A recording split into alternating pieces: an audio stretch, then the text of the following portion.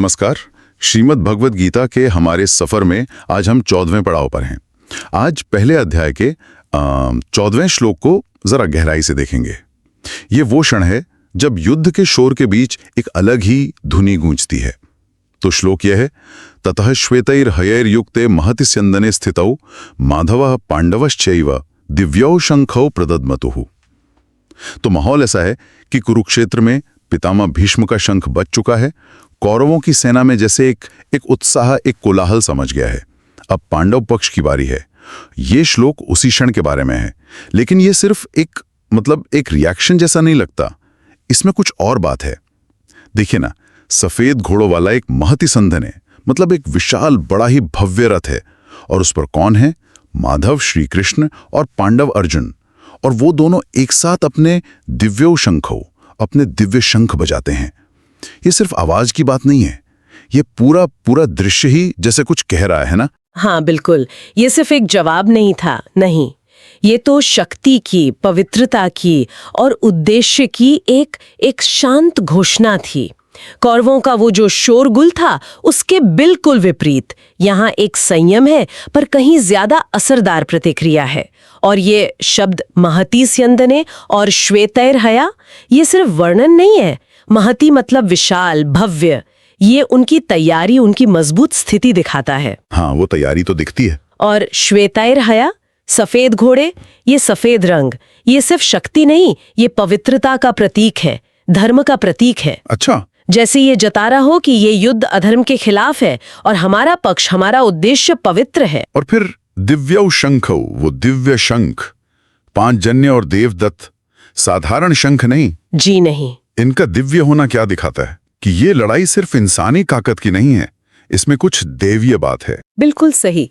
ये दिव्य शंख इसी बात पर जोर देते हैं कि पांडवों के साथ केवल उनकी अपनी शक्ति नहीं है, बल्कि दैवीय स्वीकृति है, समर्थन है, और सबसे महत्वपूर्ण बात, कृष्ण और अर्जुन का एक साथ शंख बजाना। हाँ, ये युग्म, माधव और पांडव, ये जैसे परमात्मा और जीवात्मा का मिलन है। धर्म की स्थापना के लिए ये योग जरूरी है। जब आपका अंदर का विवेक, आपकी आत्मा की आवाज कृष्ण और आपका कर्म करने वाला मन अर्जुन एक साथ एक लय में आ जाते हैं, तब जो ध्वनि निकलती है वो दिव्य होती है। वो सिर्फ भारी आवाज नहीं, वो अंदर के निश्चय की, ईश्वर के साथ होने की गूंज है।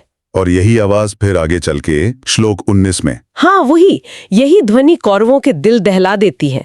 उसकी नींव यहीं पड़ रही है, आत्मविश्वास, धर्म पर आस्था और दैवीय समर्थन।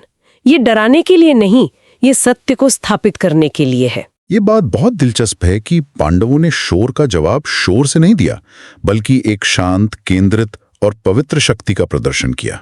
इसमें आज के जीवन के लिए भी कोई सबक हो सकता है। जब हमारे सामने चुनौतियां आती हैं, कोई अन्याय होता है या नकारात्मकता घेर लेती है, तब कैसे प्रतिक्रिया दें? निश्चित रूप से ये श्लोक हमें सिखाता है कि मुश्किल हालात में कैसे जवाब देना है। उत्तेजित होकर, गुस्से में बहकर नहीं, बल्कि अपने सत्य और धर्म पर टिके रहना है।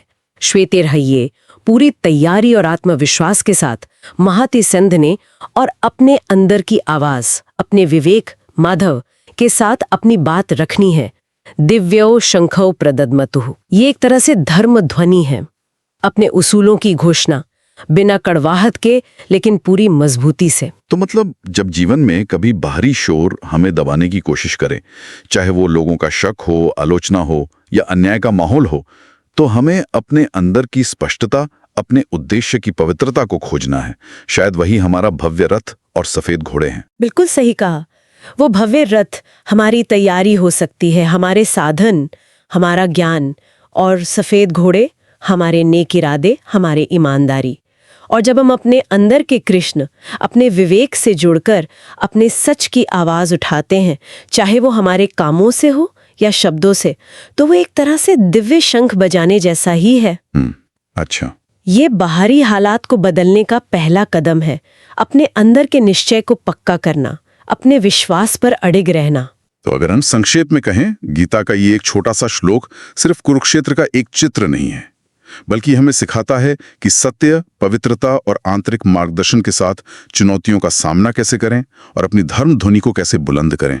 हाँ, ये दिखाता है कि असली शक्ति शोर मचाने में नहीं, बल्कि शांत निश्चय और वो जो दैवीय संग्रहण है उसमें है। एकदम सही।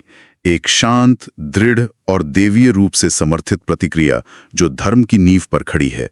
तो आज के लिए एक विचार के साथ छोड़ जाते हैं श्रोताओं को।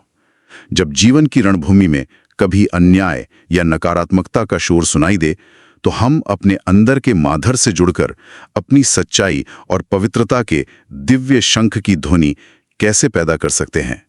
हमारी अपनी धर्म ध्वनि क्या होगी?